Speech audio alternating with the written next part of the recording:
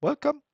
So in this video, we will continue what we did before. So remember the last example, we were trying to interpret like hydraulic head measurements. So you have like piezometers, and from these piezometer, you're getting some hydraulic head values, and we are trying to interpret them. In this video, we'll just practice more. So there is really no new information. Remember, I told you this course, it's easy because you only have one equation, yeah? Like Q is equal to negative Ki, yeah? But like this equation, like three simple terms, but it has a lot of subtleties. And you think so I is like delta H, for example, over delta X, yeah? That's right. So you think like you understand it, it's easy, yeah? But I will be giving you some puzzles today to solve. Some of them are easy, some of it a little bit challenging. All of them are easy if you understand. Yeah, all of them will be easy. So let's see how many we can solve. I don't want to keep this video long, so this is something we did before. Yeah. So this is something we did before. So that's the first puzzles that I have. I think I have 8 puzzles total. Let's see how to do this. Let's just read what this say. Conceptual and visual understanding of hydraulic head and groundwater flow. So it tells you sketch the horizontal hydraulic head gradient along the length of this column or apparatus shown below. And there is no need to do it to detail. So you have Q, like water is flowing from here to here, yeah, and then like you want to sketch the head gradient. So like the head, obviously, remember, like as water moves through sand, what will happen? Some of this energy is lost for friction, so we would expect the energy would be highest here and would be lowest here, yeah.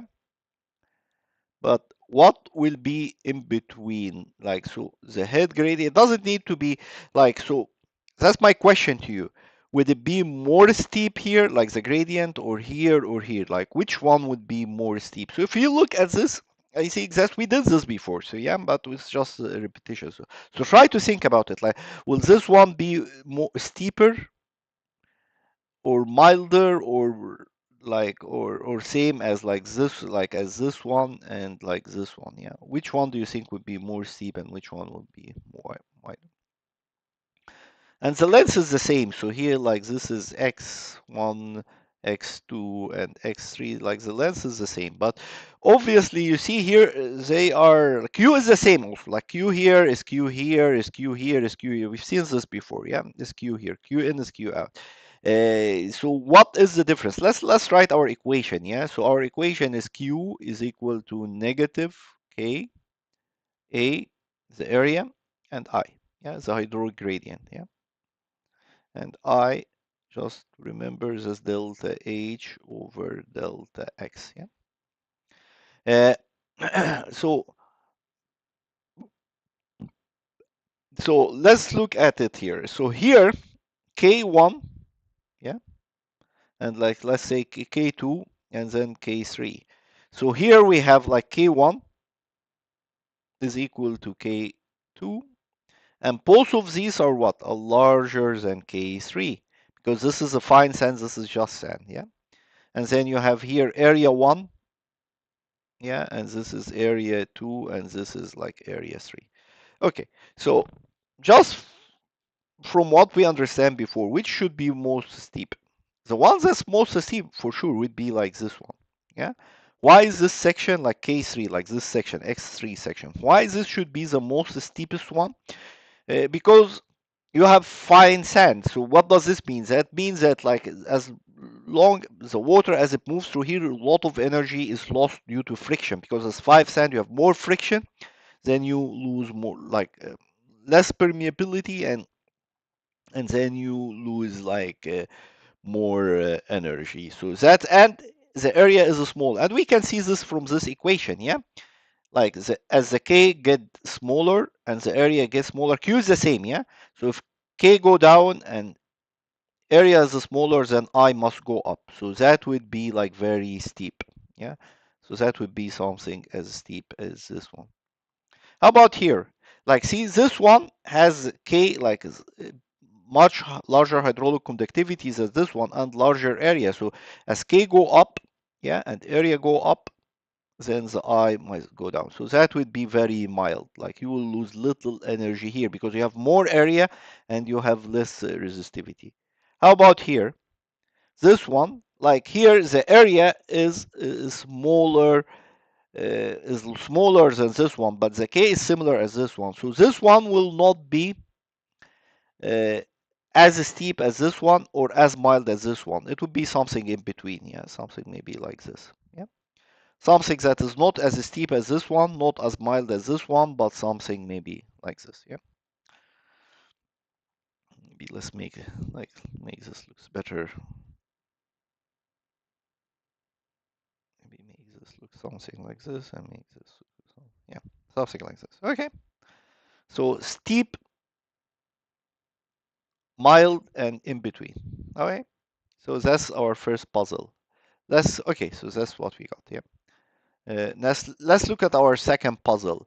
So in our second puzzle, I'm asking you, like this is a multiple choice question. The figures for the problem show a potentiometric contour map. Okay, so we have an unconfined aquifer, yeah, and it's showing like a potential contour map. Potentiometric contour map for the potentiometric of a confined aquifer. What is the depth of the water level in the well relative to ground surface? Okay, so if I like if I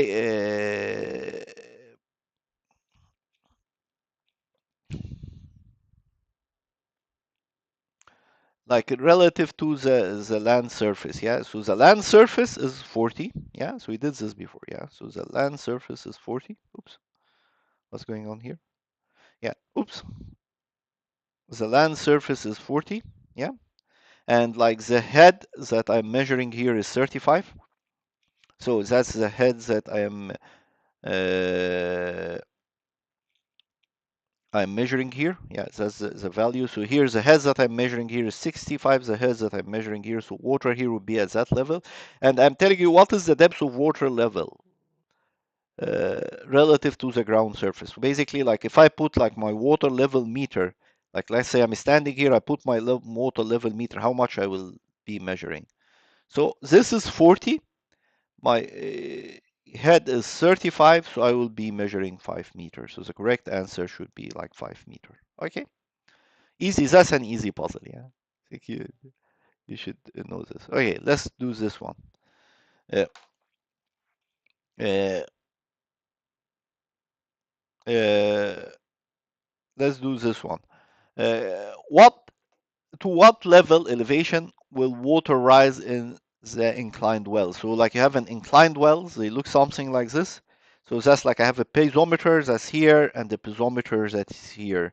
So at what level will the water rise? Yeah, and which one will like have like the highest level? Like this one or this one? Yeah. So what would be the answer here? Well, if you understand the concept of like equipotential line, you will know that the head that you will measure here would be like 90, and the head that you will measure here would be something between 100 and 90, let's say like 95, yeah? So here, so the water level here will be higher than here. So it will be 95 here, and here it will be 90, even though this is shallower and this is deeper, but like this is like this is here would be the 95 equipotential line. So here for this one I would expect to get like 95 meter, and for this one I will expect to get a head of 90 meter. Okay.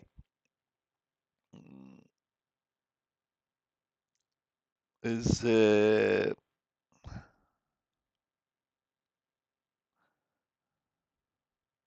So the orientation, like basically like the orientation, like that's the take home message here, like that the orientation of the piezometer is of no concern, because what the piezometer is doing is measuring pressure at a point, like it's measuring head at a point. Yeah. I'm measuring like head, like all I need to know is where this piezometer is and like the level of water like that I'm getting from it. Yeah. Okay.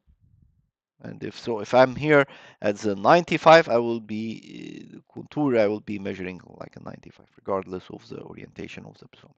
Okay. Uh, Now here I'm asking you conceptual and visual understanding of hydraulic head and groundwater flow. Draw the water table. So draw the water table. So that is easy, yeah? And draw the 70, 75, and 80 equipotential contour and sketch several flow lines. Okay? So you can pause the video and start like thinking about it. Like don't wait for my answer because that's how. I mean, I shouldn't be solving this puzzle for you. You should be able to do it. Yeah. Okay. So try to pause the video, think about it, and then we can discuss. Yeah. Okay, so let's just start. Okay, welcome back. Let's start by doing the water table. And you know what's water table again? Water table, that's like where like head, like a line where head would be known, yeah, or a location where the head will be known or defined. So I know the head here. So the head here would be like this water level here. I know the head here, which would be like so the head here, which would be somewhere here, just like where I'm measuring it. I know the head here, which would be, oops, somewhere here. So that is how like the water table will look like. And the head here, that's like 80. So this is like 80 here. And this is like 70 here. And this is, yeah, about 70 here. Yeah. You extended this, yeah. And here it's about like 65 maybe or something, yeah. It's about, I don't know, it's not clear here, maybe like here 65. Let's just call it 65, yeah. And that's like in meter, yeah. That's in meter, that's in meter, and that's in meter, yeah. Okay, so I did like draw the water table, and now it's telling me draw the equipotential contour and sketch several flow line. Okay, so how can we draw like the potential contour? So the equipotential contour, like let me make this little bit like. So let's draw the water table first. So the water table would be somewhere here.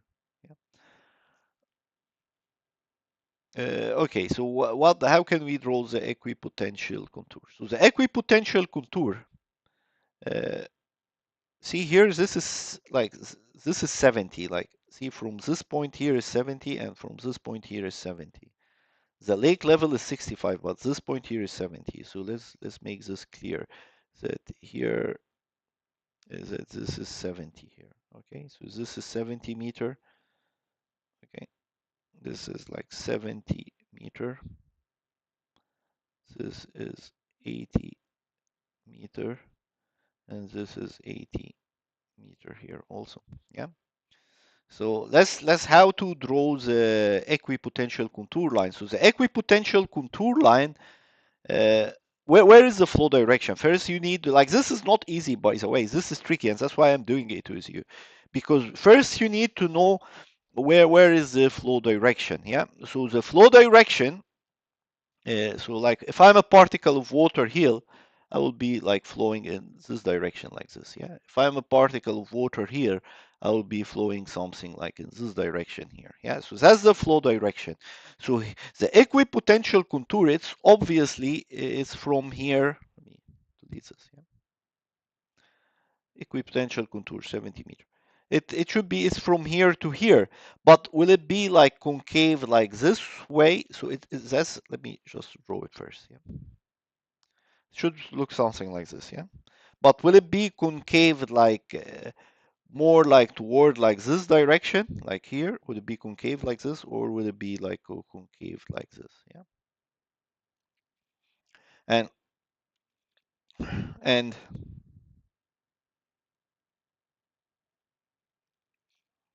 and so here, like I just like here, I'm just like like what I did here, I just like interpolation without like considering like these nearby boundary. But if I consider this nearby boundary where this is like a gaining stream, yeah, where this is like a gaining stream where like water is like flowing from here to here, then I need to like consider like that I need to make this like concave little bit like then this needs to be concaved like a little bit towards this direction. Because when it's concave towards this direction, that is how I could get, you see, I can have like this water is just coming here in this direction, yeah. So that's how like it will because here is like the higher head and here is the lower head. Like the head here, remember, is like 65, the head here is 80, so it should be like a concave towards this direction to for the water to go upward like this. How about here? Yeah, here I can just like draw like a straight line, yeah, and then I could also like the head, I'm assuming head here is higher, so I would also concave it little bit, or you can just like you can just do it, yeah, you can just do it like this. You don't need to concave it. How about here? Like so this is the, so that would be the 80-meter one. This one here, let me delete this one and delete this one and delete this one. Delete this one. That would be the 70-meter one. And is asking also for another one like the 75, for example, meter. So the 75-meter would be somewhere here. Maybe we don't know exactly how it looked like. Maybe something like this. Yeah. So like if you have a situation like this, then water will flow. The flow line would be something like this. Yeah. He said like draw some flow line, and like to draw these flow lines, let me show, there is a way to draw these flow lines like so. To you have an equipotential line, so that's like your 75, and this flow lines, they need like you need to make like squares or curvilinear squares. That's how you draw them. So like in order to get this flow line correctly, it needs to be like a square or curvilinear square. So you see here, this is almost like square, this is almost like square, this is almost like square or curvilinear square. So so that would be like a draw line like this, yeah. How about here? Like maybe you do it here. That's how you get it accurate. Like see, maybe here, maybe here. So you see this is almost like a square or like a curvilinear square. Here is another square or a curvilinear square. Here is another square, here is another square. Something like this, and that's how you get like this flow line accurately drawn. Oops. But anyway, so you have this here, you have this here, and then like your flow line will be something like this. Okay. So that would be like this puzzle. Like, do I have? Okay, you see here, there's the solution. It looks something similar. Let's look at this one. Yeah. A conceptual and visual understanding of the hydraulic head and groundwater flow. Like, a piezometer is inserted into an aquifer beneath the sediment of low K of a lake, and water rise to the table level as shown below. Yeah, so that's where the water will rise. Yeah, a water table is present but not shown. So the water table, like so, there's some water table. It's not shown, but it is there is a present. Like so, there could be. So that's the lake level, and your water table. Oops, oops, and your water table could be something like this. Yeah, it doesn't matter. Okay, but it doesn't matter because we don't need this for this problem. Water table is present but not shown. Is the water flowing upward or downward through the sediment? Explain. Like, okay, so now is and then it also draw a schematic representation of vertical head profile and extending from water level of the lake to well to the well screen. Yeah. So here, okay, so this is my aquifer. Yeah, and here I'm measuring like the head here, and I'm getting like this value. Yeah. And that would be the same here. Like, so the head here, like if I measure it here, if I measured it here, if I measured it here, if I measured, uh, uh, if I measured it here, then I will be getting, uh, then I will be like, because you assume that like the, the flow is like horizontal here. So I will be like getting the same value. Yeah. So let's draw this, yeah. So let's start drawing this, yeah, because that's a horizontal flow. So I can say this is like my head. and I can say this is depth, yeah, and uh, and I can put like maybe my impermeable layer is somewhere here. So below my impermeable layer, the head, like let's assume just like for case of simplicity, let's just assume like horizontal flow here. So the head will have like a constant, like the head here will have like a value here. Let's go like, let's just give it a number. Let's say this is 12, for example. And let's give, say this is 10, yeah? So the head here would be like 12, yeah? So that's 12, yeah? Oops, that's the head. Okay, so, and that would be the depth, yeah? So at any depth, like regardless of the depth, the head, let's say it will remain constant. How about here? How about like above this layer, like in the lake? What's the head here? So the head here is like, I'm just giving these numbers, yeah, 10. The head here is 10, the head here is 10, the head here is 10, the head here is 10, the head here is 10. And you understand this, yeah? Because here, you like, if you did this, here you have the maximum pressure, but like the low elevation here, you have the maximum elevation, but the lowest pressure. And that's why it's constant. So if you measure the head here, that's what you did in fluid mechanics, yeah? The head here would be constant. So the head here above, like in the lake, it's constant, it's about like 10, yeah? It's constant, it's about 10.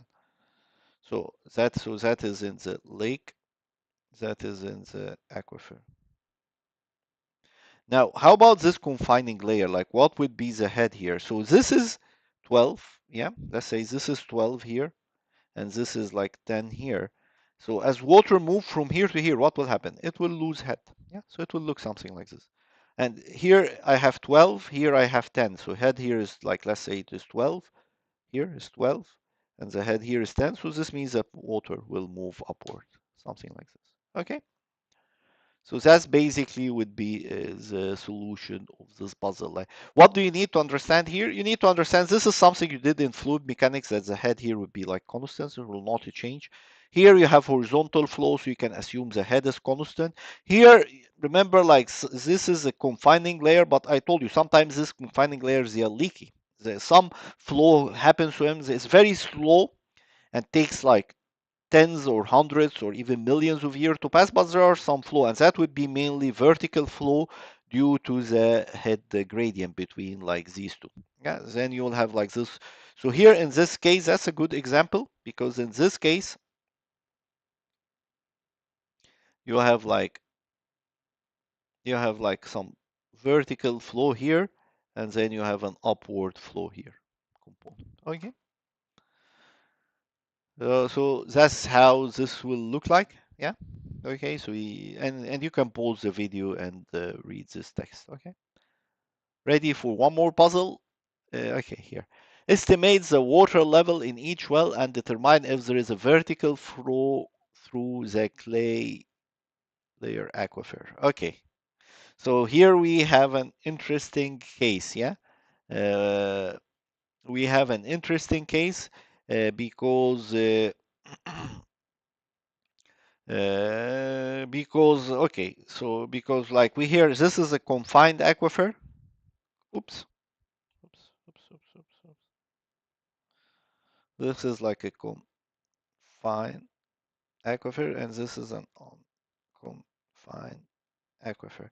So estimate the water level in each well. So this well, where is this well? Like this well is here, yeah. It is tapping through the unconfined aquifer, yeah. And estimate in each well and determine if there is a vertical flow through the clay layer. So it's like asking for two things, like is there like a vertical flow in the clay layer, or there is no vertical flow in the clay layer? So how to answer this? Yeah. So here, like you start by here. Yeah. So here is the head. So like the head here is 54. The head here is 50. So the head here.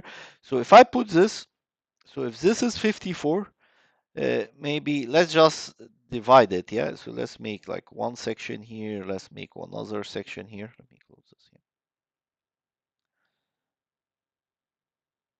And let's make a third section here.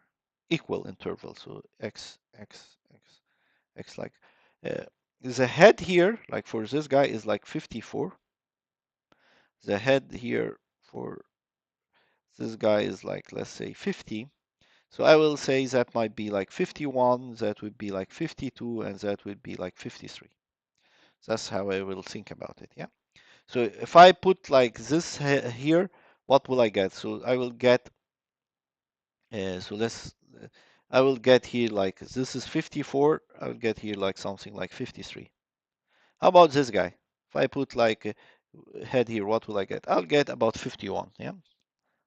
Not here, 51 might be, oops, I'll get, so here I'll get like 53, here I will get like 51, yeah? So little bit above like this one. So that's how this one will look like. So the water table here, it would look something like this. Yeah. Here is 54, here is 53, and here is 51. Yeah. That's how I will get it here. And what about the value is this guy here? This guy, I will get the same thing. Yeah. I will get the also 53. So here, like if I'm measuring the water table here, or my head here is 53, and my head in the unconfined table is also 53. So both of them are 53. What does this mean? So it means that my head is constant. Like, so here is 53, here is 53, here is 53, anywhere here is 53. So the head here is 53, the head here is 53. So since there is no gradient between these two, then there will be no vertical flow. It will be only horizontal flow. So in that case, you'll have water flowing here, and you will have water flowing here because the head here is 53, the head here is 53. So there is no gradient that will make the water flow upward. So that would be mainly like a horizontal flow. Okay. Okay, so let's do one more. I don't want to keep this video long. Conceptual and visual understanding of the head as the groundwater. Draw potentiometric contour in the lower sand unit, 1 meter interval. Draw potentiometric surface. What uh, is the direction of groundwater flow through the upper clay unit? And sketch the expected vertical hydraulic head profile in the vicinity of well 2. So I want you to, I'm not going to do this just not to keep the video long, but I want you to pause the video. Try to do it on your own. I already solved it for you because if you did it on your own, like that will help you to understand better. So try to do it on your own, and then I will show you the answer. So pause the video, do it on your own. So that's the exercise, your home exercise. Okay. And okay, and here is the answer. Okay, so look at this answer. If it's unclear, please ask in the discussion board. If it's clear, just let me know that it's clear. Yeah. Okay. Uh, so that is basically the answer to this one. I have one more before I end this video. So this is another one.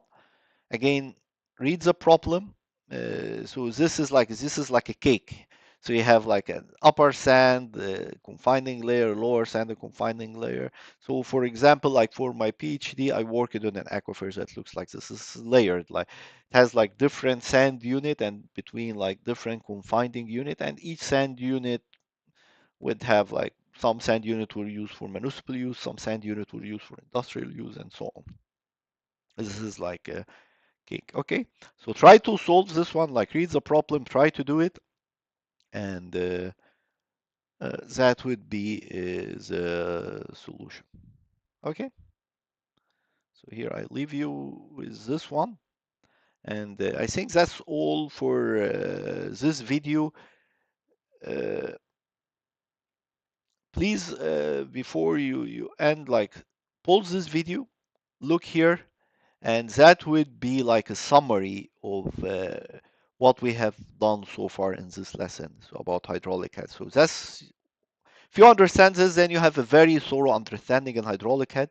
You go to the field, you take your measurement, you will be able to interpret this measurement, design field investigation, and do some rigorous field work with clear understanding of what's going on and what you're doing. Yeah. So please pause this, and that would be summary of everything we have done in this lesson so far. Next lesson, I will talk about like this, the limitation of this hydraulic head concept and the limitation of Darcy law in general, and when you can apply these concepts and when you you cannot apply them. Okay, that's all for this.